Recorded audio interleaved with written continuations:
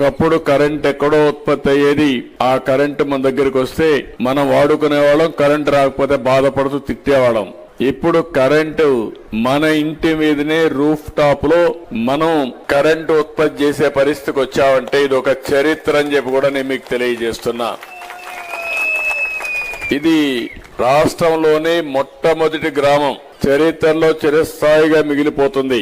రాష్ట్రంలో 20 లక్షల కుటుంబాలకి ఎవరైతే ఎస్సీ ఎస్టీలు ఉన్నారో వారందరికీ ఇండ్ల పైన కరెంటు ఉత్పత్తి చేసి తద్వారా కరెంటు ఉచితంగా ఇవ్వాలని, మిగిలిన కరెంటు డిపార్ట్మెంట్ తీసుకోవాలని చెప్పి ఆలోచించినప్పుడు నేను ఒకటి ఆలోచించాను.